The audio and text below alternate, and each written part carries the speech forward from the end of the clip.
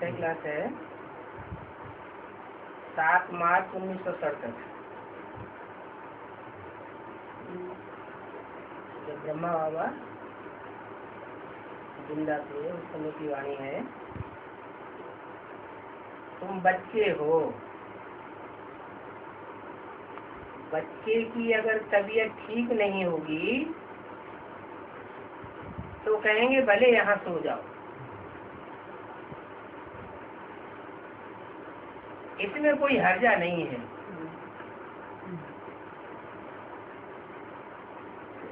क्योंकि बाप के सिकीले बच्चे हैं ना। सिकीले बहुत लंबे समय के बाद मिले हुए। कितने समय के बाद मिले हुए? यज्ञ के आदि में भी मिले थे और अभी भी इतने लंबे समय के बाद फिर मिले हैं। सिकीले का मतलब ये नहीं है कि 5000 साल पहले मिले थे, नहीं। हाँ, यहीं इसी दुनिया में पहले भी मिले थे और अभी बहुत दिनों के बाद फिर मिले। अर्थ लगा सकते हैं क्योंकि ये शूटिंग पीरियड है। 5000 वर्ष के ड्रामा की यहाँ शूटिंग होती है, अर्थात 5000 वर्ष के बाद फिर से आकर मिले। और किसको मिले हैं? बेहद के बाप को। हद के बाप में और बेहद के बाप में क्या अंतर है? हद का बाप 2, 4, 8, 15, 20, 25 बच्चों का बाप होगा। बहुत में बहुत 100-200 करोड़ का बाप होगा। 500 करोड़ का बाप नहीं होगा। और ये बाप जो भी 500-700 करोड़ मनुष्य आत्माएं हैं, सबका बाप है। हर धर्म की जो भी आत्माएं मनुष्य आत्माएं हैं, सबका बाप है। वो धर्म पिताएं, जैसे क्राइस्ट हुआ, उनके फॉलोअर्स 150-200 करोड़ होंगे, लेकिन वो क्रिश्चियन तो होंगे, दूसरे धर्म के तो नहीं होंगे। और ये बाप तो सब धर्मों में मान्यता प्राप्त है। तो वेद के बाप को मिले हैं, ये भी तुम बच्चे जानते हो। वही बच्चे जानेंगे जिनको निश्चय है। क्या वेद का बाप से हम बच्चे मिलते हैं, ये सब नहीं जानेंगे। वो ही जानेंगे जिनको निश्चय पक्का हो गया है, ये हमारा बेहद का बाप है। बरोबर हम तो बेहद के बाप से मिले, क्योंकि बाप होते ही हद के और बेहद के। हद के बाप इस लौकिक दुनिया में होते हैं और ये बेहद का बाप पारलौकिक दुनिया का है, इस दुनिया का नहीं है। दुख में सभी बेहद के बाप को याद करते हैं, सतयुग में ही बाप को याद करते हैं, लेकिन वो लौकिक होता है, क्योंकि वहां तो है सुखधाम। वहाँ बेहद के बाप को कोई याद करने की दरकार नहीं है। लौकिक बाप उनको कहा जाता है जो इस लोक में जन्म देते हैं। इस लोक में देखिए, जो बाप होते हैं, चाहे वो 1, 2, 4, 8, 10 बच्चों का बाप हो, और चाहे वो धर्म पिताओं जैसा कोई भी बाप हो, वो अपने फॉलोअर्स बच्चों को जन्म कहाँ देते हैं? इसी लोक में देते हैं। पारलौकिक बाप तो एक ही बार आकर के तुमको अपना बनाते हैं। तुम रहने वाले भी बाप के साथ अमर लोक के हो, जिसको पारलोक परमधाम भी कहा जाता है। वो है परे से परे धाम। स्वर्ग को कोई परे से परे धाम नहीं कहेंगे। स्वर्ग कब से होता है?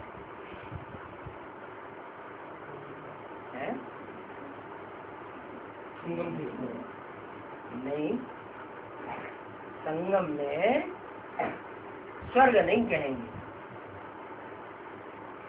वैकुंठ होता है। जिसे वैकुंठ का गायन स्वर्ग क्या नाम शास्त्रों में, क्रिश्चियंस के शास्त्रों में भी पैराडाइज नाम दिया है, मुसलमानों के शास्त्रों में भी जन्नत नाम दिया है। वो उस समय की यादगार है जबकि बाप बेहद का सृष्टि पर आया हुआ, अभी भी आया हुआ है।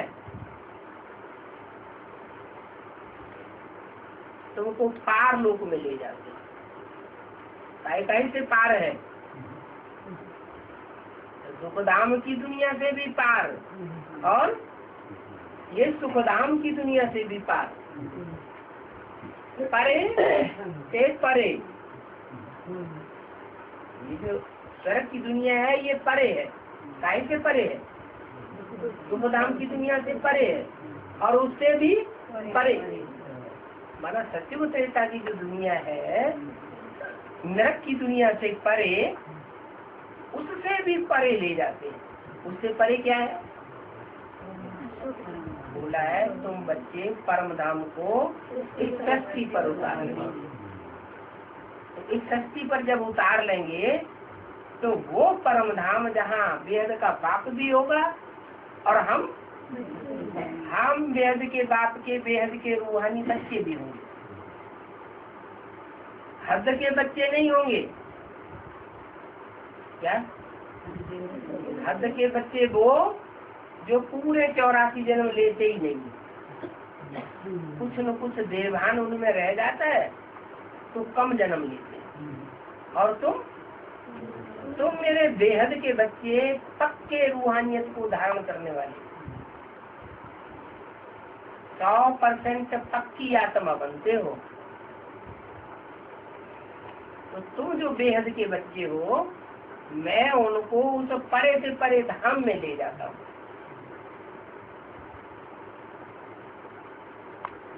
पारलोक भी कहा जाता है तो परम धाम भी कहा जाता है। वो है परे से परे धाम। स्वर्ग उसको कोई परे से परे नहीं कहेंगे। क्या? स्वर्ग को परे कहेंगे या परे से परे कहेंगे? दुख धाम से परे है स्वर्ग। जहाँ रामकृष्ण का राज्य होता है वो दुख धाम के पार है, लेकिन उससे भी पार वो लोग है जहाँ बाप तुमको ले जाते हैं। स्वर्ग नरक यहाँ ही होता है। क्या? स्वर्ग भी इस दुनिया में होता है और नरक भी इस दुनिया में होता है। नई दुनिया को स्वर्ग और पुरानी दुनिया को नरक कहा जाता है। अभी तो पतित दुनिया है, सब पतित है। पतित दुनिया में कोई पावन हो नहीं सकता। पुकारते भी है हे पतित पावन आओ। कौन सी दुनिया में पुकारते हैं? पतित दुनिया में पुकारते हैं हे पतित पावन आ करके हमको पावन बनाओ। ये नहीं कहते हैं कि हे पतित पावन आओ हमको ज्ञान सुना के चले जाओ। ब्रह्मा के तन में आओ और ज्ञान सुना के चले जाओ, ये नहीं कहते। क्या कहते हैं? हे पतित पावन आओ आकर के हमको पावन बनाकर जाओ। मना ज्ञान सुनाने का मकसद नहीं है, लक्ष्य ज्ञान सुनाना नहीं है। लक्ष्य क्या है? पतित दुनिया को पावन बना। सत्युग में ऐसे नहीं कहेंगे कि हम पतितों को आकर के पावन बनाओ। क्यों नहीं कहेंगे? ये तो वहाँ तो सब पावन होते हैं। उनकी मेंटलिटी नीचे गिरती नहीं,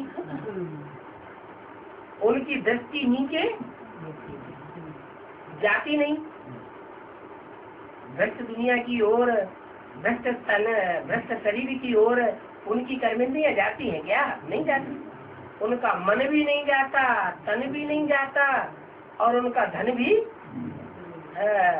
पाप कर्मों में नहीं जाता। जब से रावण राज्य होता है तब से पतित बनते हैं। रावण राज्य माने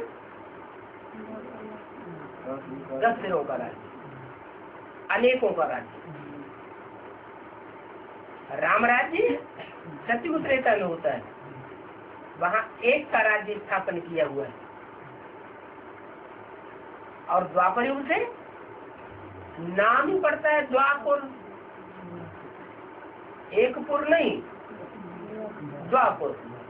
माना 2-2 मतें हो जाती हैं, 2-2 देश हो जाते हैं, 2-2 राजाएं हो जाते हैं, 2-2 धर्म होते जाते हैं, 2-2 वंश होते जाते हैं, 2-2 भाषाएं होती जाती हैं।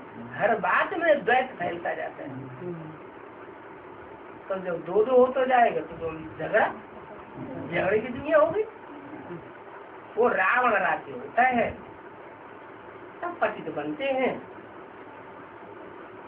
इनको कहेंगे 5 विकारों का राज्य।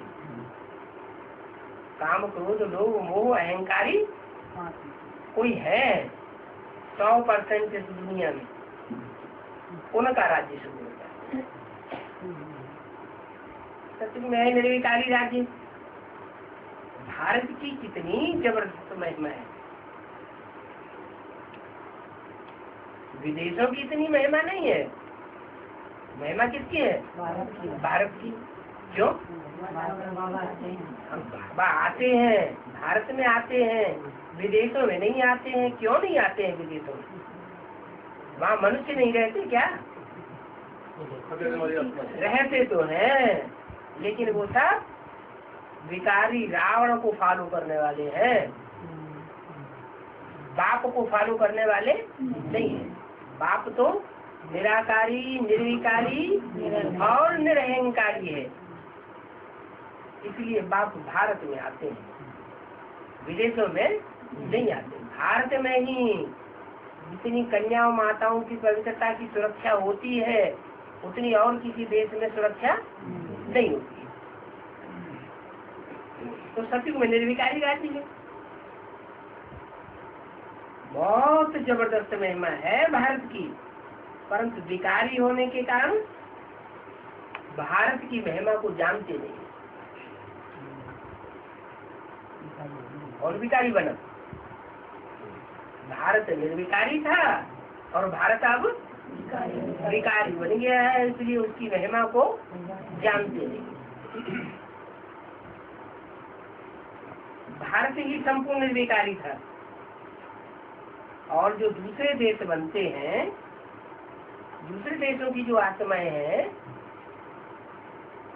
वो निर्विकारी बनती तो है नंबर 1, लेकिन भारत जितनी निर्विकारी 100% नहीं बनती। कुछ न कुछ उनमें विकार की बात रह जाती है, वासना रह जाती है। इसलिए वो आत्माएं पूरे 84 जन्म नहीं लेती, और भारत और भारतवासी पूरे 84 जन्म मान लो।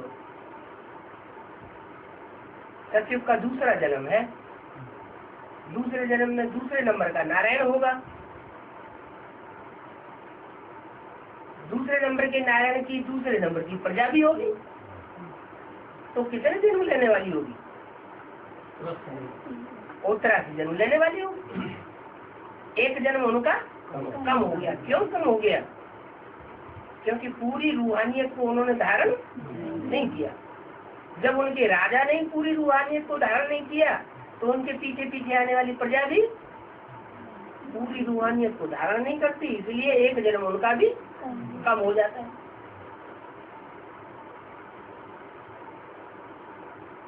तो जो जिनका एक जन्म कम हो गया, थोड़ा देह भान रह गया होगा पुरुषार्थ करने में, तो वही आत्माएं जब द्वापर में जन्म लेते लेते आती है, तो वो हम भारतवासियों को धोखा दे देती और दूसरे धर्म में, दूसरे देश में कन्वर्ट हो जाती है। तो फिर उनकी महिमा कैसे होगी? महिमा धोखेबाज की होगी क्या? पहले नारायण की महिमा है या सत्युग के दूसरे तीसरे चौथे नारायण की महिमा है? जो भी मंदिर बनते हैं वो एक नारायण के बनते हैं, जो नर से नारायण बनता है उसके मंदिर बनते हैं, या 7 और जो नारायण है सत्युग के उनके मंदिर बनते हैं? उनके मंदिर भी नहीं बनते, उनकी मूर्तियां भी नहीं बनती, उनकी पूजा भी नहीं होती। जो 16 कला संपूर्ण नारायण है उनके मंदिर भी बनते हैं, पूजा भी होती है, मूर्तियां भी बनती है।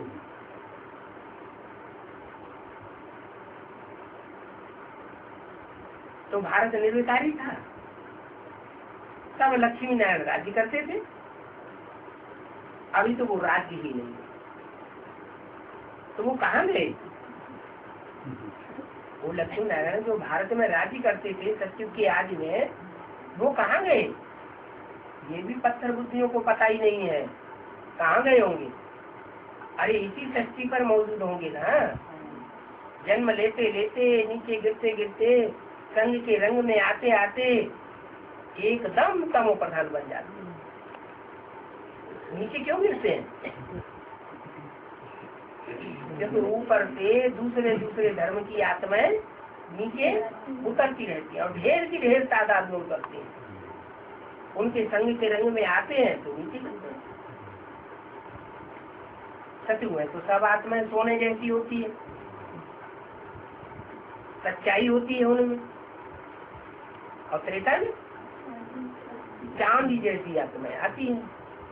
कहाँ सोने की वैल्यू और कहाँ चांदी की वैल्यू। तो जो चांदी जैसी आत्माएं ऊपर से आती है और वो तादाद में कई गुनी होती है। कितनी गुनी? सत्युग के अंत की आबादी 2 करोड़ और त्रेता की अंत की आबादी 10 करोड़। तो कितने गुनी हो गई? 5 गुनी आत्माएं ऊपर से नीचे उतर आते हैं। कम से कम 4 गुनी तो उतरती है। सत्युग की 2 करोड़ और उनकी 4 गुनी 8 करोड़। कितनी हो गई टोटल? 10 करोड़ आत्माएं जो त्रेता में इस सृष्टि पर उतर आती है। तो जब 54 आत्माएं नीचे आ गई तो उनके संग का रंग त्रेता में लगता है। द्वापर शुरू होता है तो तांबे जैसी आत्माएं होता है। तांबे का रंग कैसा होता है? लाल रंग से मिला हुआ होता है। माने महाकामी और महाक्रोधी आत्माएं उतरती और वो भी ढेर की ढेर तादाद में। तो उनके संग के रंग में आने से वो देवताएं देव आत्माएं और जास्ती नीचे गिरती है। और कलयुग में तो बेशुमार आत्माएं उतरती। तो इस तरह भारतवासी आत्माओं का पतन होता रहता है संग के रंग में आने से। तो अब बाप कहते हैं इन अनेकों के संग के रंग में आने से तुम पतित बन पड़े। तो अब क्या करो? एक के संग के रंग में आवेंगे तो तुम पतित से पावन बन जाओगे। लेकिन एक के संग के रंग में आवे कैसे? पक्की पहचान हो तब तो आवे। पक्की पहचान होती भी है तो माया बीच में बायलोरा डाल लेती है। तुम कहते हो बाप आया हुआ है, माया कहती है नहीं ये हो नहीं सकता, ये बाप आया हुआ है। अरे बाप तो पहले आया हुआ था ब्रह्मा के तन में, वो तो पढ़ाई पढ़ा के चला गया। अब बाप कहाँ से आवेगा? तो माया बुद्धि को भरमाई देती है और हमारी बुद्धि भ्रम में पड़ जाती है। तो सब बच्चों की बुद्धि भ्रम में पड़ेगी या कोई बच्चे ऐसे भी होंगे जिनकी बुद्धि भ्रमित नहीं होगी?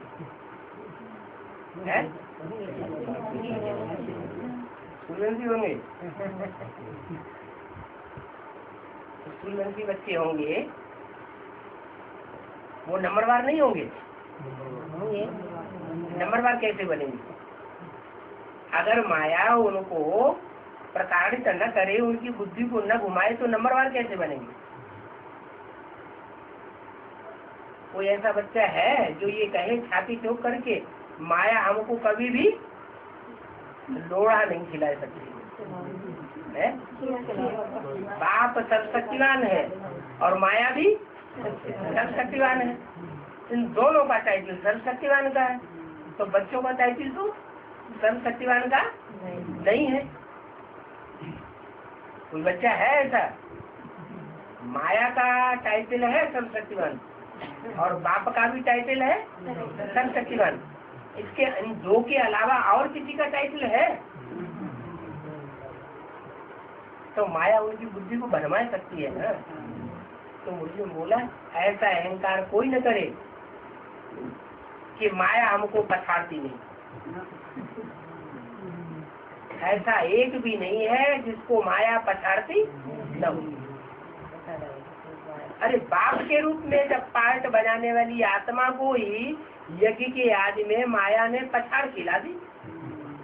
राम फेल हुआ कि नहीं? राम बाप ही फेल हो गया जो सारी मनुष्य शक्ति का पिता है, जगत पिता है, तो बच्चा कौन सा रह जाएगा? तो माया सबको फेरा खिलाती।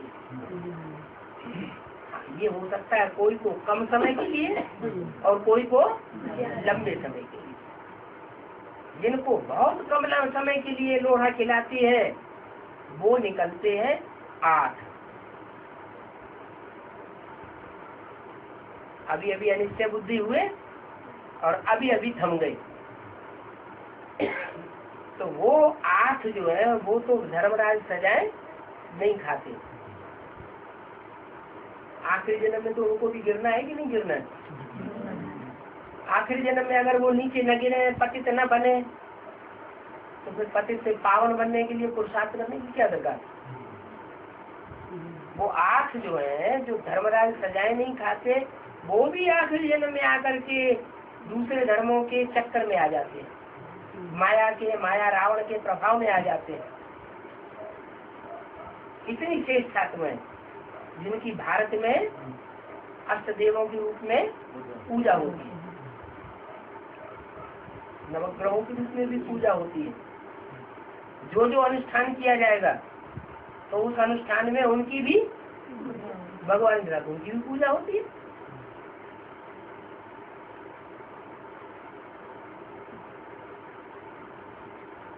बाप कहते हैं जो राज्य मैंने स्थापन किया था वो राज्य अब नहीं है। और सारी दुनिया के ऊपर किसका राज्य है? रावण का राज्य। कोई बच्चा ऐसा है जो ये कहे कि हमारे ऊपर रावण का राज्य नहीं है, हम राम की ही सीमत पर चलते हैं हमेशा है? माया हमको भ्रमित नहीं करती? कोई नहीं कहेगा, सबको माया भ्रमित करती जरूर है। तो अभी सब रावण के राज्य में, राम का राज्य है कहाँ? अभी कहीं राम का राज्य है? नहीं। क्यों? 1-2 आत्मा के ऊपर तो होगा। हाँ है, 1-2 आत्मा के ऊपर राम का राज्य है। अच्छा, राम का राज्य, राम की जो पहली रचना है, राम की सीता, उसके ऊपर अपना राज्य है? इसका अपनी घरवाली के ऊपर ही राज्य नहीं है, उसका दूसरे बच्चों के ऊपर राज्य कैसे हो जाएगा?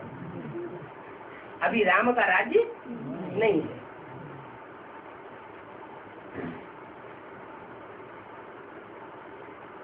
देखो, सभी अपने अपने धर्म स्थापकों को जानते हैं।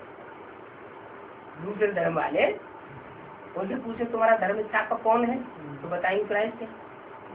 क्रिश्चियन से कहेंगे क्राइस्ट है। मुसलमानों से पूछो कहेंगे मोहम्मद है। सिखों से पूछो तो कहेंगे गुरु नानक है। एक भारतवासी है जो मुझे हुए हैं, उन्हें यही पता नहीं है कि हमारा धर्म का स्थापक कौन है और हमारा धर्म कौन सा है।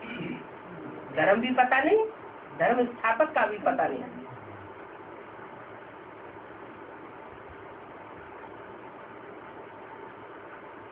और धर्म वाले अपने अपने धर्म को जानते हैं, परंतु वो फिर कब स्थापन करने आवेंगे ये नहीं जानते हैं कि क्राइस्ट अब दोबारा कब आवेगा, मोहम्मद कब आवेगा, उनको ये पता नहीं। और तुमको अभी ये पता है कि ये 5000 वर्ष का सृष्टि चक्र है। इस 5000 वर्ष के चक्र में सब जितने भी पार्टधारी हैं, ऊंचे से ऊंचे पार्टधारी और नीचे से नीचे पार्ट बजाने वाले, सबको इन 5000 वर्ष के अंदर आना पड़ता है।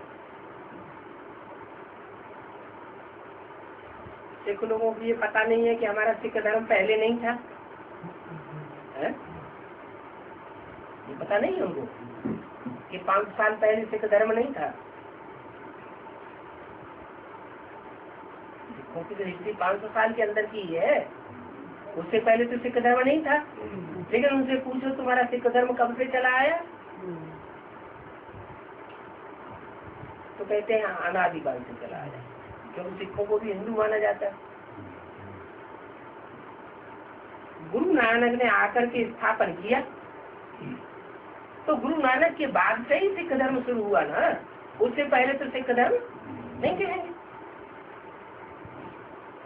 तो गुरु नानक आकर के फिर स्थापन करेंगे, क्योंकि वो वर्ल्ड की हिस्ट्री जावरा से रिपीट होती है ना। नानक अभी कहाँ है ये कोई भी सिख नहीं जानते, कहाँ होगा। चाहे नानक हो, बुद्ध हो, क्राइस्ट हो, ये सब कहाँ होंगे, इसी दुनिया में कहीं न कहीं होंगे जरूर, कोई न कोई रूप में। पहले क्रिश्चियन धर्म भी नहीं था, 2000 साल पहले क्राइस्ट ही नहीं आया था, तो क्रिश्चियन धर्म कहाँ हुआ, बाद में स्थापन हुआ। पहले तो सिर्फ नई दुनिया थी, उस नई दुनिया में एक ही धर्म था, एक ही राज्य था और एक ही राजा था, और सिर्फ तुम भारतवासी ही थे, दूसरे धर्म भी नहीं थे, धर्मखंड भी नहीं थे, और धर्मखंड के वासी भी वहाँ नहीं थे। फिर तुम 84 जन्म लेते लेते ये सब भूल गए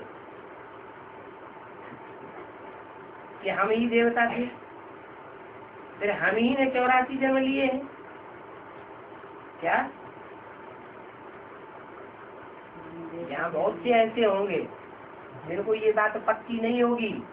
हम ब्राह्मणों में ब्राह्मण तो बहुत हैं, लेकिन नंबरवार ब्राह्मण है, लेकिन ये पक्का किसी को नहीं होगा कि हम पक्के पूरे 84 जन्म लेने वाले। जो पूरे पक्के 84 जन्म लेने वाले हैं वो ही वास्तव में भारतवासी है। अगर कम जन्म लेने वाले हैं तो जरूर फिर वो दूसरे धर्म में कन्वर्ट हो जाएंगे। तो जो दूसरे धर्म में कन्वर्ट हो जाते हैं वो फिर भारतवासी कहाँ हुए। अगर भारतवासी होते तो कन्वर्ट ही नहीं होते। तो तुमको निश्चय है कि हमने ही 84 जन्म लिए। तो बाप कहते हैं तुम अपने 84 जन्मों को नहीं जानते, लिए तो है तुमने 84 जन्म, लेकिन तुम भी अपने 84 जन्मों को जानते नहीं हो कि कैसे कैसे, कहाँ कहाँ, किस देश में, किस रूप में हमने 84 जन्म लिए। अभी मैं बताता हूँ क्या, वो प्रोसीजर मैं बताता हूँ कि तुमको कैसे पता चलेगा कि तुमने 84 जन्म कैसे कैसे लिए। आधा कल्प राम राज्य था, फिर आधा कल्प रावण राज्य हुआ है। पहले पहले सूर्यवंशी घराना था, बाद में चंद्रवंशी आए। तुम्हारी बुद्धि में है तो क्या, पहले सूर्यवंशी, फिर चंद्रवंशी, फिर इस्लाम वंशी, फिर बौद्धी वंशी, सब वंशों का तुमको पता है। तो मुख्य मुख्य कितने वंशी हुए, 9 मुख्य धर्म हुए। 9 मुख्य धर्मों की ब्राह्मणों की 9 कुरियां बन गई। जो दूसरे दूसरे धर्म में कन्वर्ट हो गए वो द्वापर युग से कन्वर्ट हुए। द्वापर युग से दूसरे धर्म में जो कन्वर्ट हुए हैं वो ही आकर के फिर यहाँ संगम युग में ब्राह्मण बनते हैं। जो कन्वर्ट नहीं होते हैं वो ब्राह्मण नहीं बनते। क्या जो सिख धर्म के हो, चाहे क्रिश्चियन धर्म के हो, चाहे मुस्लिम धर्म के हो, जो अपने धर्म के पक्के होते हैं, कभी कन्वर्ट नहीं होते हैं, वो आकर के यहाँ ब्राह्मणों की दुनिया में ब्राह्मण ब्रह्मा की संतान अभी नहीं बनते। लास्ट में जाके भले माने, लेकिन अभी मानने वाले नहीं हैं। तो वो जो धर्म में अपने पक्के रहते हैं वो तो भारतवासी है ही नहीं। लेकिन जो यहाँ के भारतवासी थे लेकिन कच्चे थे, पूरे 84 जन्म जिन्होंने नहीं लिए लेकिन स्वर्ग में आए, सत्ययुग त्रेता में रामकृष्ण की दुनिया में आते हैं, और वो कच्चे होने के कारण फिर दूसरे धर्म में कन्वर्ट हो जाते हैं। वो ही आत्माएं फिर अभी ब्राह्मण आकर के बनती है ब्राह्मणों की दुनिया, इसलिए नंबरवार ब्राह्मण हो जाते हैं, 9 कुड़ी के ब्राह्मण हो जाते हैं। 9 धर्मों से कनेक्टेड 9 कुड़ी के ब्राह्मण जो है वो भारतवर्ष में भक्ति मार्ग में प्रसिद्ध है। ऊंचे से ऊंचे गोत्र वाले भी हैं और नीचे नीचे से नीचे गोत्र वाले भी हैं। लेकिन सबसे ऊंचा किसको बताया? बाबा ने बताया सबसे ऊंचे है, सबसे पहले है सूर्यवंशी।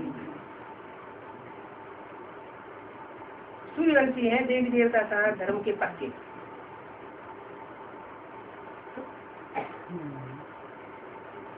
अभी रावण राज्य हुआ है। सूर्यवंशी के बाद होता है चंद्रवंशी घराना। सूर्यवंश में लक्ष्मी नारायण का राज्य था। हम जो सूर्यवंशी घराने के थे सूर्य से 84 जन्म लेते हैं। जो चंद्रवंशी घराने के हैं वो पूरे 84 जन्म नहीं लेते हैं, उनका कुछ न कुछ 84 जन्मों में से कम हो जाता है। किसके वंश के? चंद्रवंश। कौन है चंद्रमा? चंद्रमा जिसमें पार्ट बजाना है, माने वाली आत्मा है कृष्ण चंद्र। 16 कला संपूर्ण कही जाती है, तो वो 16 कला संपूर्ण कृष्ण चंद्र की आत्मा वो पूरे 84 जन्म लेती है या कुछ कम हो जाता है? कितना? 69 में उन्होंने शरीर छोड़ दिया, और 69 में जब शरीर छोड़ दिया तो अभी तक तो उनको जन्म मिला नहीं। जब नई दुनिया की स्थापना होगी, पुरानी दुनिया के बीच में नई दुनिया का वर्षा तुम बच्चों को देता हूँ, ऐसी दुनिया जब बनेगी तब पहला पहला पत्ता कृष्ण का जन्म होगा। तो 50 वर्ष उनके कम हो जाते हैं।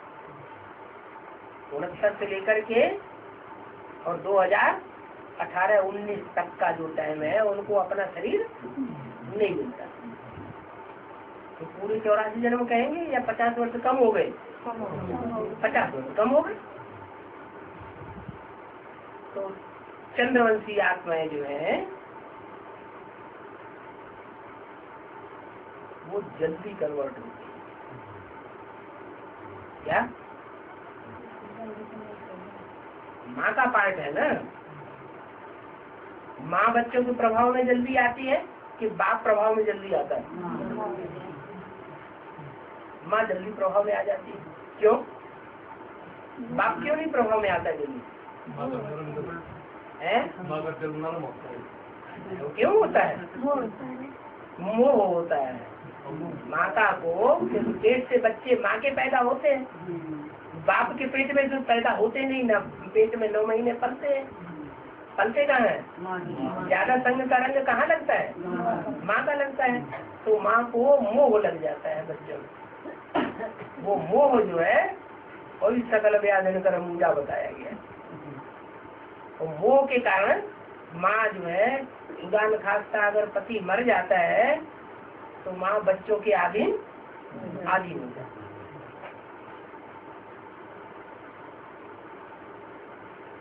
तो तुम अभी रावण वंश के बने हो, 84 जन्म लेते लेते। क्या कितने जन्म लेने के बाद तुम अभी रावण वंश के बने हो? 84 जन्म लेते लेते तुम अब बने हो आकर के लास्ट में कौन से वंश के? रावण। माना तुम्हारा जो परिवर्तन है सबसे बाद में होता है। इतने जन्मों तक द्वापर युग से लेकर के अब तक तुम लड़ाई लड़ते आए रावण से। कौन तुम? माना कौन? सूर्यवंशी बच्चे। किससे लड़ाई लड़ते आए? राम से नहीं, रावण से लड़ाई लड़ते आए। जो भी इस्लामी बौद्धी क्रिश्चियन आदि हैं उन सब से लड़ाई होती चली आई। आगे पुण्यात्माओं के घराने में थे, अभी लास्ट जन्म में आकर के हमको पापात्माओं का घराना मिलता है। प्रहलाद का जन्म कहाँ होता है? हिरण्यकश्यप के कुल में होता है। अभी पापात्माओं के घराने के बने हैं।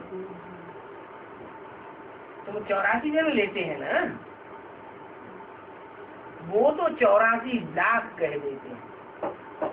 भक्ति मार्ग में कितने जन्म बताए देते हैं कि मनुष्य 84 लाख योनियों में चक्कर काटने के बाद फिर एक जन्म मिलता है, मनुष्य जन्म। अब ऐसा तो है नहीं।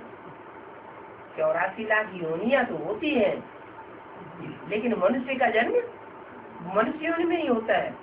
हाँ, ये हो सकता है कि मनुष्य अच्छे कर्म करता है तो ऊंचा उठ के देवता बन जाता है।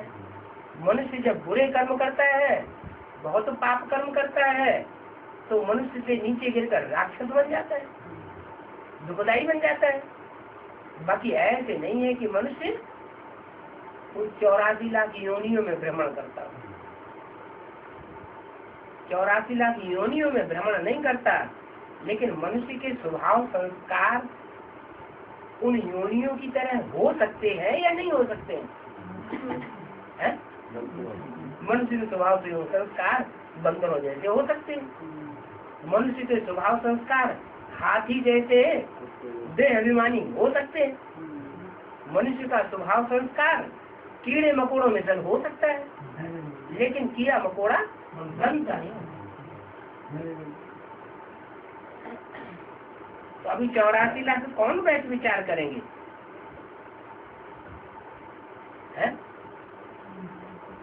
84 लाख का विचार तो कोई नहीं करेगा। तुम 84 जन्म लेते ही नहीं हो, 84 लाख जन्म, इसलिए कोई का विचार चलता नहीं है। अभी तुमको बाप ने समझाया है, तुम बाप के आगे बैठे हो। कौन कौन बैठे हो बाप के आगे? जो सूर्यवंशी बच्चे हैं वो बाप के आगे बैठते हैं। जो सूर्यवंशी नहीं है, पूरे 84 जन्म नहीं लेते हैं, वो किसके आगे बैठते हैं?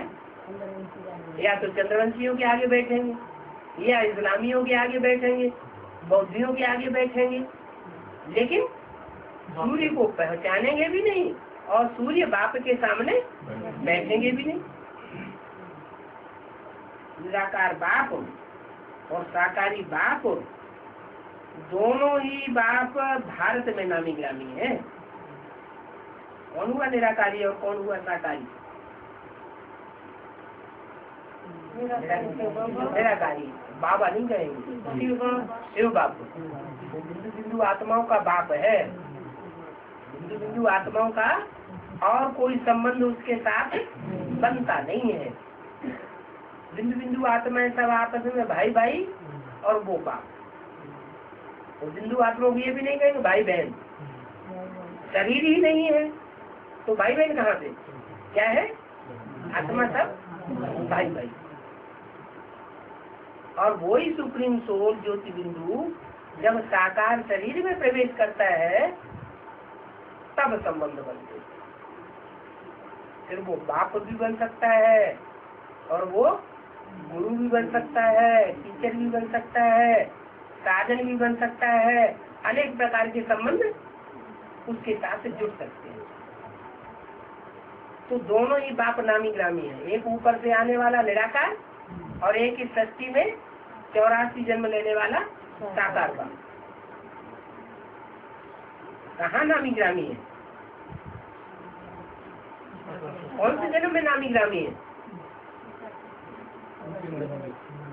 नामी ग्रामी है शास्त्रों में।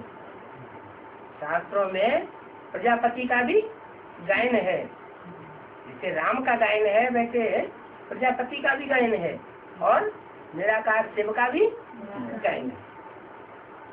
उनकी यादगार बनी हुई है, निराकार की यादगार शिवलिंग। गांव गांव में, शहर शहर में शिवलिंग के मंदिर बने हुए हैं। उससे जास्ती मंदिर और किसी देवता के भी नहीं होते, उसके सबसे जास्ती मंदिर और सबसे जास्ती पूजा भी उसी की होती है, लिंग के रूप में, निराकार के रूप में।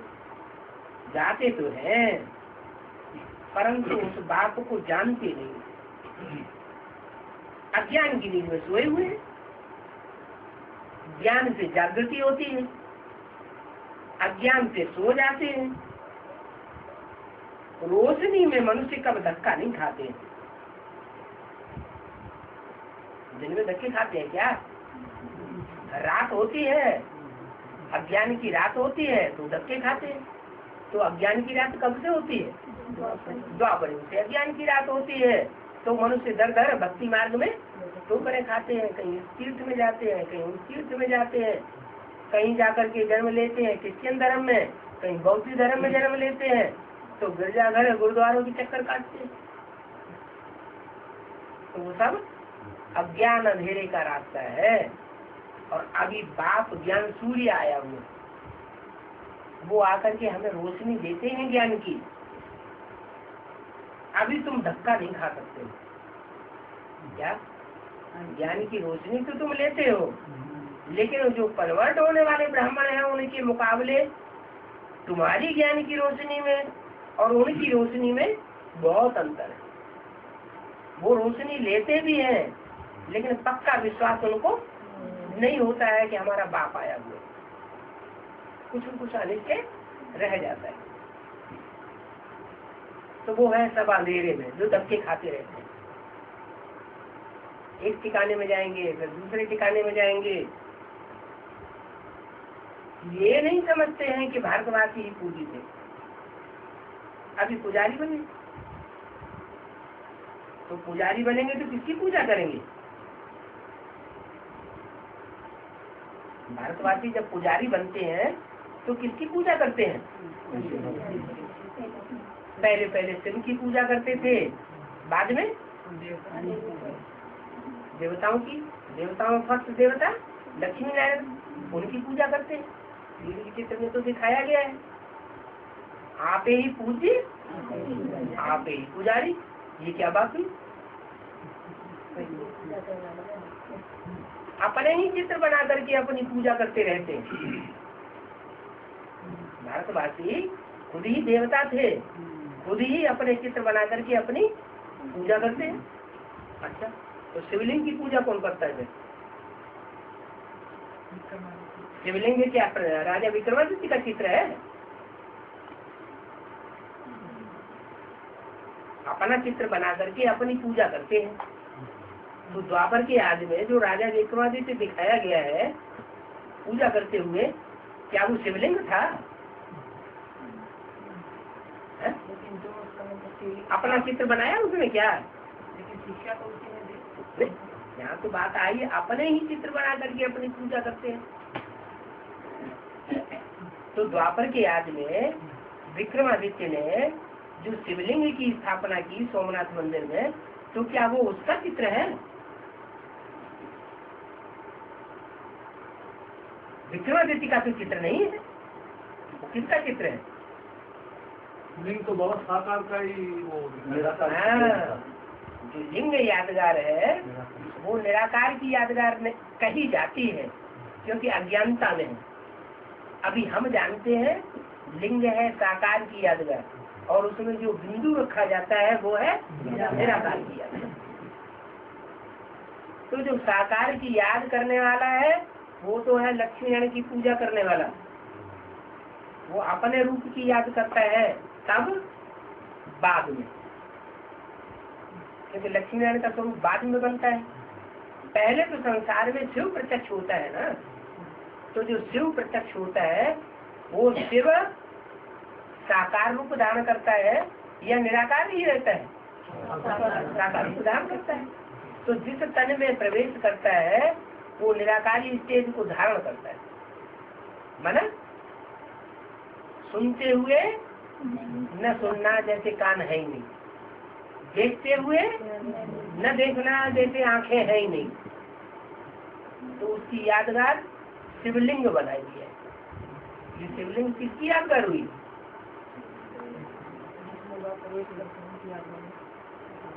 जो साकार शरीरधारी है, मुकर्रर तनधारी, उसकी यादगार है। माने राम बाप वाली आत्मा ही आखिरी जन्म में आकर के शिवलिंग का रूप धारण करती है। उस शिवलिंग में वो बिंदु प्रवेश करता है। तो ये जो राजा विक्रमादित्य को दिखाया गया है द्वापर की आदि में शिवलिंग की पूजा करते हुए, ये तो नहीं दिखाना चाहिए। ब्रह्मा जो राजा विक्रमादित्य बनता है द्वापर की आदि में, उसका भी तो कोई जन्म देने वाला या कोई उसको पढ़ाने वाला कोई गुरु होगा ना। क्योंकि द्वापर में जितने भी राजाएं हुए हैं वो विकारी बुद्धि थे या निर्विकारी बुद्धि थे? विकारी बुद्धि थे। तो राजा विक्रमादित्य भी विकारी बुद्धि था। तो जो विकारी बुद्धि राजाएं हैं वो अपने राज्य में मंत्री को रखते थे, अच्छे अच्छे ब्राह्मणों को ढूंढते थे और उनको अपना मंत्री बनाते थे। सत्य को त्रेता में यही परंपरा चली आती है कि वहाँ कोई गुरु होता नहीं, उनका जो बाप होता है वो ही उनका गुरु होता है, उनको रास्ता बताने वाला होता है। तो त्रेता के अंत तक आते आते राजा विक्रमादित्य का जो बाप है वो ही उसके गुरु के रूप में कार्य करता है। वो गुरु ही उसको बताता है कि तुम इस स्वरूप की पूजा करो। कौन से स्वरूप की? शिवलिंग की पूजा करो। तो जिसने बताया वो उसी का स्वरूप था, उसी शिवलिंग का स्वरूप है। इसलिए वो द्वापर के आदि में शिवलिंग दिखाया गया है। तो निराकारी बाप और साकारी बाप दोनों ही भारत में नामी ग्रामी है। जो लक्ष्मी नारायण पूज्य थे वो किसकी पूजा करेंगे? वो भी अपने चित्र बनाते हैं। अपने चित्र बनाकर अपनी ही पूजा तो नहीं करेंगे ना।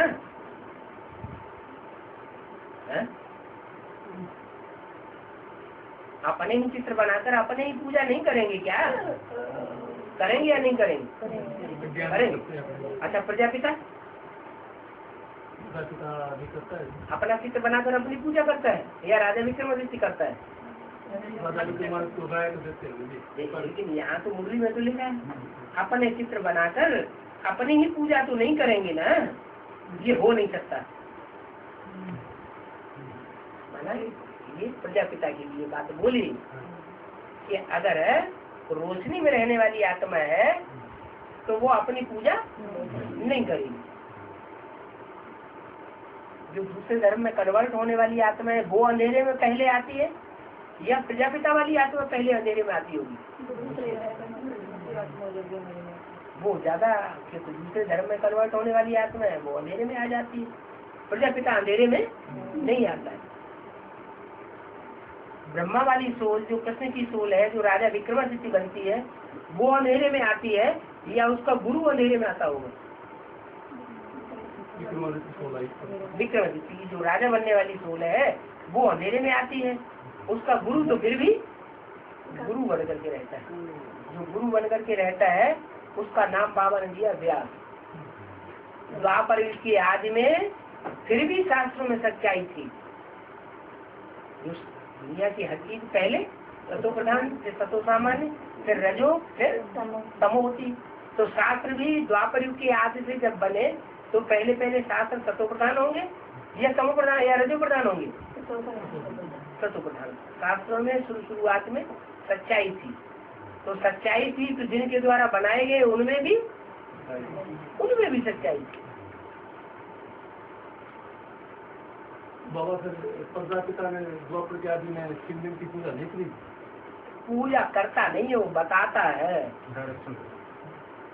डायरेक्शन देता है इसकी पूजा करो। बाकी अपने स्वरूप को और अपने बाप के स्वरूप को भूल जाता है। तो बोला कि मैं पूज्य और पुजारी नहीं बनता हूँ। मैं कहाँ बनता हूँ, जो बोलने वाला है वो कहाँ बनता है पुजारी। उसने तो डायरेक्शन दिया राजा विक्रमादित्य को, पूज्य और पुजारी नहीं बनता। हाँ पूज्य ही नहीं बनते। पूजी तो प्रजापिता बनता है ना। पूजा किसकी होती है, साकार की पूजा होती है। तो बोला ये किसकी पूजा करेंगे, अपने चित्र बनाकर अपनी पूजा तो नहीं करेंगे ना, ये तो हो नहीं सकता। तुम बच्चे जानते हो हम ही पूज्य थे, तुम बच्चे जानते हो क्या, तुम बच्चे जानते हो हम ही पूज्य थे, देवता थे, और हम ही अपने स्वरूप की देवताओं की चित्रों को बनाकर अपनी पूजा करने लग पाते। हम ही पूज्य सो पुजारी कैसे बनते हैं, और कोई भी ये बातें समझ नहीं सके। बात समझाते हैं, इसलिए गाते हैं ईश्वर की गति बिहारी। ईश्वर जो गति देता है, जो मति देता है, वो गति भी विचित्र देता है और मति भी विचित्र देता है। अब तुम बच्चे जानते हो बाबा ने हमारी सारी ही दुनिया से गतमत हमारी भी न्यारी कर दी। क्या जो दुनिया की गति है उसकी गति से हमारी गति न्यारी है। दुनिया की जो बुद्धि है उन दुनिया वालों की बुद्धि से हमारी बुद्धि न्यारी। सारी दुनिया में अनेक मतांतर है। यहाँ तुम ब्राह्मणों की एक मत है, उनकी अनेक मत हैं, और तुम्हारी एक मत है। ईश्वर की मत और ईश्वर की गत। गत अर्थात सदगति। ईश्वर आकर के सच्ची गति करते हैं, और जो करते हैं वो सच्ची गति नहीं करते, वो दुर्गति कर देते हैं, और ईश्वर आकर सदगति करते हैं। सदगति दाता तो एक ही बाप है। गाते भी हैं सर्वकी सदगति दाता राम, भक्ति वाली में गाते भी हैं क्या, सर्व का सदगति दाता राम गाते भी हैं, फिर भूल जाते। परंतु पत्थर बुद्धि होने के कारण समझते नहीं है कि राम किसको कहा जाता है। जब बोलते हो सर्व का सदगति दाता राम, तो समझना भी चाहिए वो सर्व का सदगति दाता राम कौन है। शिव को राम थोड़ा ही कहा जाता है क्या। राम कृष्ण तो देवताएं थे, शिव तो परमपिता परमात्मा है, तो शिव को भगवान तो कहेंगे, लेकिन राम और कृष्ण तो नहीं कहेंगे। शिव तो सदैव शिव है, कल्याणकारी है। राम कृष्ण सदैव कल्याणकारी रहते हैं क्या। द्वापर कलयुग में रामकृष्ण की आत्मा कल्याणकारी रहेगी कि संग के रंग में आ जाती है, वो भी संग के रंग में आ जाती है। तो पत्थर बुद्धि फिर भी शिव को भी राम कह देते हैं। तू ही राम है, तू ही शिव है, तू ही ये है, तू ही वो है। श्लोक भी बनाई दिया, अच्युतम केशवम राम नारायणम। अच्युत, च्युत माने नीचे गिरने वाला, अच्युत माने जो कभी नीचे न गिरे, वो कौन हुआ, शिव का नाम है अच्युतम। केशवम का माना ब्रह्मा, और उसका भी ईश्वर। तो ब्रह्मा का ईश्वर कौन हुआ,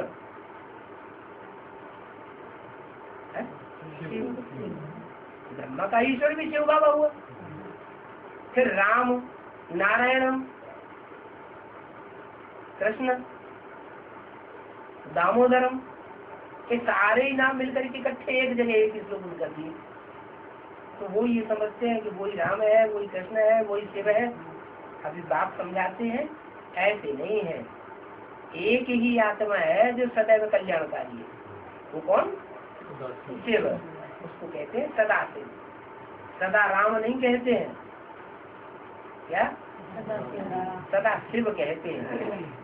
वो आत्मा जहाँ कहीं भी पार्ट बजाती है सृष्टि पर आकर के, हम बच्चों में भी प्रवेश करके अगर पार्ट बजाती है तो भी कल्याण का कार्य करती है।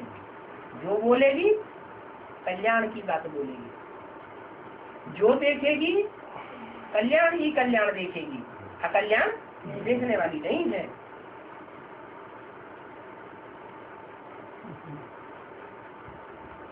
तो गाते हैं सर्व का सतगति दाता राम, परंतु पत्थर बुद्धि होने के कारण उस राम को समझते नहीं। शिव को कोई राम थोड़े ही कहेंगे, शिव को राम कह देते हैं, ये तो राम है। कहेंगे जिधर देखो उधर राम ही राम रमते हैं। अरे शिव रमते हैं क्या? जिधर देखो राम ही राम रमते हैं, वो किसकी बात है? राम मनुष्य है या भगवान है? राम तो मनुष्य का नाम है। तो इसको कहा जाता है अज्ञान। ये भी अज्ञान संसार में कहाँ से फैला? भक्ति मार्ग में ये जो कहते हैं जहाँ देखो वहाँ राम ही राम रमण करता है, राम ही राम रमता है, ये कहाँ की बात है? भक्ति मार्ग में जो भी बातें हैं वो कहाँ की यादगार है? संगम युग की यादगार है। माने संगम युग में शिव सुप्रीम सोल जिसमें प्रवेश करता है राम बाप में, वो राम व्यक्तित्व ऐसा व्यक्तित्व संसार में प्रसिद्ध हो जाता है कि सारी दुनिया उसको भगवान के रूप में याद करती है, यानी सबकी बुद्धि में वो ही रमण करता है। बाकी शिव सुप्रीम सोल ज्योति बिंदु को सब याद नहीं कर सकते, तो सब अंधेरे में है।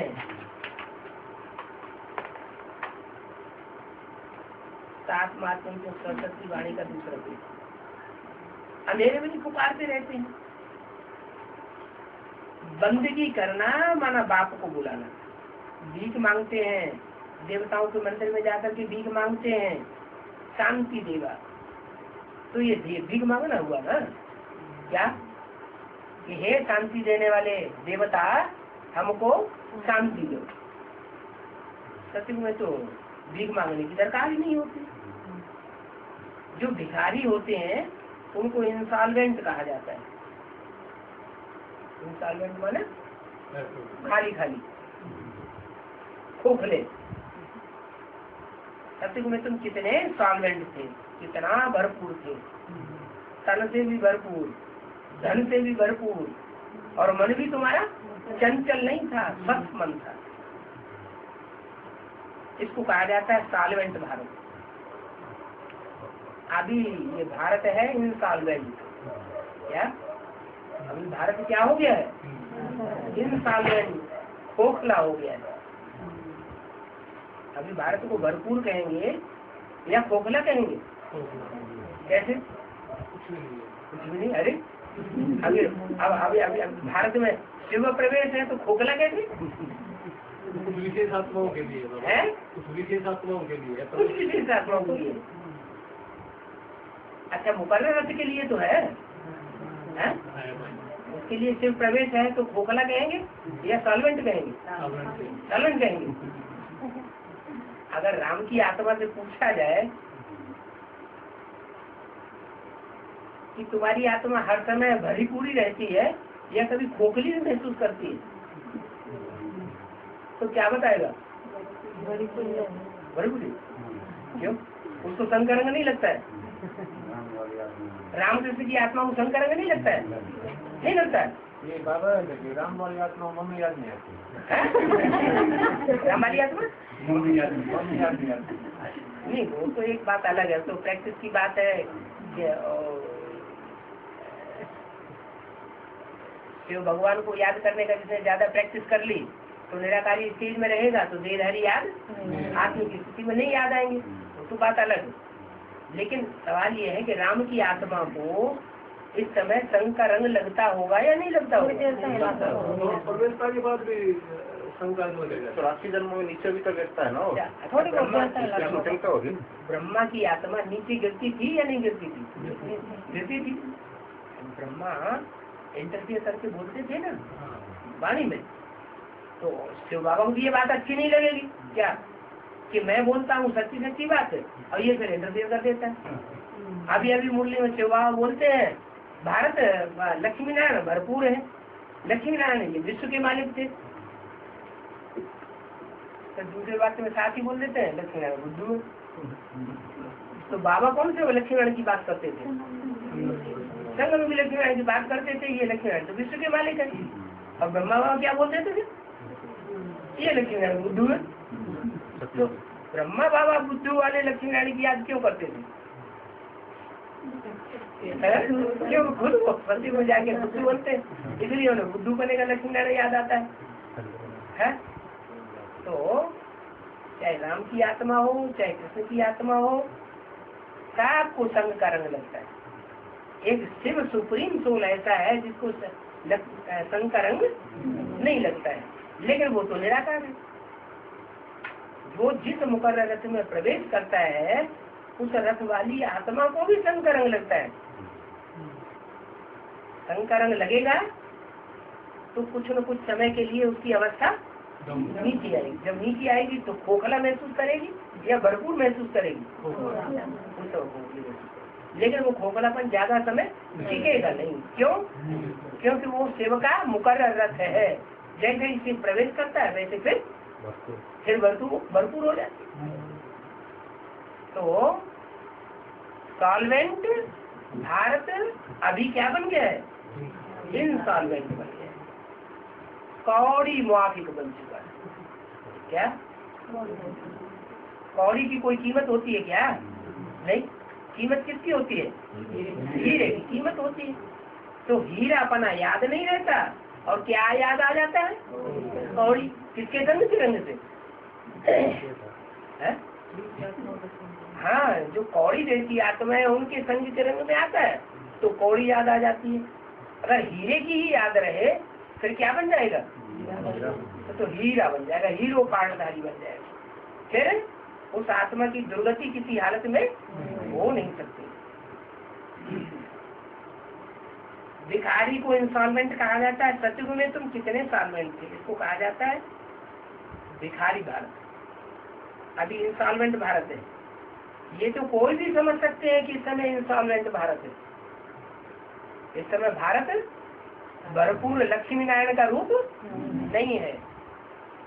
कल्प की आय उल्टी सुल्टी लिख देने से मनुष्यों का माथा ही खराब हो गया है। बाप बहुत प्यार से समझाते हैं। कल पहले भी तुम बच्चों को समझाया था कि पतित पावन मुझ बाप को याद करो। क्या? मुझ बाप को और मुझ बाप ज्योतिबिंदु को याद करेंगे तो पति से पावन बन जाएंगे। हैं? कहते हैं तो जरूर किसी मुख से कहते हैं। जिस मुख के द्वारा कहते हैं उस स्वरूप को अगर याद करेंगे तो पतित से पावन बन जाएंगे। पतित कैसे बने हैं याद करो। पतित कैसे बने? अनेकों के संग के रंग में आए तो पतित बने। विकारों की खाद पड़ती गई। त्रेता में चांदी की खाद पड़ी, विकार तो नहीं था। क्या वहाँ विकारी तो नहीं थे, लेकिन खाद कौन सी पड़ी? चांदी की खाद पड़ी। द्वापर में आते आते विदेशी जो विकारी है उनकी खाद, उनका संग का रंग लगने लगा। अभी तुमको जंक लग गया है, विकारों का जंक लग गया है। समय के मनुष्य सब जंक खाए हुए। अभी वो जंक कैसे निकले? क्या जंक निकले कैसे? क्या करते हैं? जंक जब लग जाती है तो क्या करते हैं? उसे घासलेट में डालते हैं कि नहीं? इसमें डालते हैं, मिट्टी के तेल में डाला जाता है। तो यहाँ कौन सा मिट्टी के तेल में वापस डालते हैं? याद कोई मिट्टी का तेल है तो घी है। बाबा की याद वो घृत है, याद का घृत है या मिट्टी का तेल है? याद का घृत है, लेकिन हर समय याद रहती नहीं है। टिकती नहीं है। माया फिर कहाँ डाल देती है? मिट्टी में डालती है।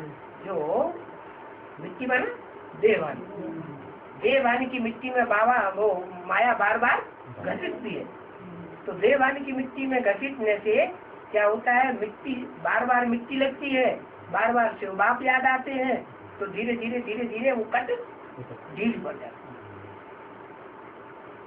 बाप कहते हैं मुझे याद करो, देह अभिमान छोड़कर देह ही अभिमानी बनो। अपन को आत्मा समझो। पहले तो तुम आत्मा हो ना, बाद में शरीर लेते हो। आत्मा हमारे है, शरीर तो मृत्यु को पाता है। तो तुम असली चीज क्या हो? आत्मा हो। सत्य को कहा जाता है अमर लोक। दुनिया भर में ये कोई नहीं जानते हैं कि अमर लोक था, फिर मृत्यु लोक कैसे बन गया? अमर लोक था, जो अमर लोक था वो मृत्यु लोक कैसे बन गया? है? जन्म लेते लेते, जन्म तो वहाँ सत्यु त्रेता में नहीं लेते थे क्या? सत्यु त्रेता में भी जन्म लेते थे, लेकिन वहाँ अमरलोक में थे। अमरलोक माना वहाँ मृत्यु का किसी को एहसास नहीं होता था। मृत्यु तो होती थी, लेकिन स्वेच्छा से शरीर छोड़ते थे। और यहाँ मरना कौन चाहता है? कोई मरना चाहता है क्या? शरीर तो कोई छोड़ना नहीं चाहता, लेकिन जबरदस्ती शरीर छूट जाता है। इसका मतलब ये हुआ कि हाँ, यहाँ हमारी स्वेच्छा से मृत्यु नहीं होती। अमरलोक अर्थात अकाली मृत्यु नहीं होता, और यहाँ तो अकाली मृत्यु होती है। वहाँ आयु भी बड़ी लंबी होती है।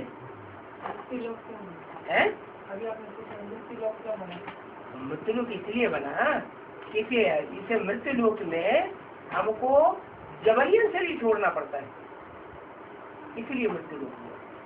और वहाँ सत्य त्रेता में हम स्वेच्छा से जब चाहना होती शरीर छोड़ने की, तब ही शरीर छोड़ते थे, स्वेच्छा से शरीर छोड़ते थे, इसलिए उसको मृत्यु लोक नहीं कहा जाता। तो वो है ही पवित्र दुनिया। तुम राज ऋषि हो, ऋषि पवित्र को कहा जाता है। तुमको पवित्र कैसा बनाया? किसने बनाया? उनको बनाते हैं शंकराचार्य। इनको नहीं, जो सन्यासियों के शिष्य होते हैं, वो घर बार छोड़ते हैं, उनको पवित्र कौन बनाते हैं? उन शिष्यों को पवित्र बनाते हैं शंकराचार्य, अल्पकाल के लिए, एक। और तुमको 21 जन्म के लिए शिवाचार्य आकर के पतित से पावन बनाते हैं। ये कोई पढ़ा हुआ नहीं है। कौन? ये हमारे ब्रह्मा की तरफ इशारा। ये भी कोई जो ज्ञान सुनाता है, जो भी ज्ञान इसके मुख से सुनाया जा रहा है, इस ज्ञान को इसने किसी गुरु से पढ़ा नहीं है। इन द्वारा तुमको शिव बाबा आकर पढ़ाते। पहले बोला यह कोई पढ़ा नहीं है, यह हमारे एक के लिए इशारा किया, ब्रह्मा के लिए। फिर बोला इन द्वारा तुमको शिव बाबा आकर पढ़ाते हैं। इन द्वारा माने किन द्वारा? राम कृष्ण की आत्माएं जो है, उन दोनों के लिए बोला। इन द्वारा तुमको शिव बाबा आकर के पढ़ाते हैं। शंकराचार्य तो गर्भ से जन्म लिया है। तुमने कोई ब्राह्मण का जन्म गर्भ से नहीं लिया है। कैसे लिया है? तुमने मुख से जन्म लिया। ब्रह्मा के मुख में शिव प्रवेश होते हैं, तो उनका नाम रखते हैं ब्रह्मा। तो ब्रह्मा के मुख से तुमने जन्म लिया, और वो शंकराचार्य के शिष्य होते हैं, वो शंकराचार्य के मुख से जन्म लेते हैं। कोई ऊपर से कूद करके कोई तो आता नहीं है। बाप तो इनमें प्रवेश करते। इनमें माने किनमें? रामकृष्ण आते हैं, जाते हैं। ऐसे नहीं प्रवेश करते हैं तो अंदर ही बैठे रहते हैं। आते हैं फिर जाते हैं। क्यों जाते हैं? बैठे ही रहे ना अंदर। है? आते जाते क्यों है? क्योंकि और आत्माओं का भी कल्याण करना है। बच्चे हैं, पूरी पढ़ाई ठीक से नहीं पढ़ा पाते हैं, हिम्मत करते हैं दूसरों को पढ़ाने की, तो उन बच्चों को हिम्मत देने के लिए बाप उनमें प्रवेश कर जाते हैं और प्रवेश करके उनको पढ़ाई पढ़ाते हैं, दृष्टि से पावर देते हैं, वाचा से मदद करते हैं। बाबा हाँ? तो एक मूल में बोला है कि मैं आऊँ फिर घड़ी भी चला जाऊँ, इसलिए मैं जाता ही नहीं। या ऊपर से नीचे आता हूँ फिर ऊपर चला जाऊँ, ऐसे नहीं। मैं इस धरती पर आता हूँ एक ही बार, आकर के वापस तभी जाऊंगा जब काम पूरा होगा। आते हैं जाते हैं, मालिक है ना, जब चाहे आवे और जब चाहे जावे। किसमें से जावे? तन में, हाँ रथ में। जिसमें चाहिए उसी में जा सकते हैं। क्या? जिस बच्चे में चाहिए उसी में प्रवेश कर सकते हैं। अंधेरा सामने लिए बैठे हैं।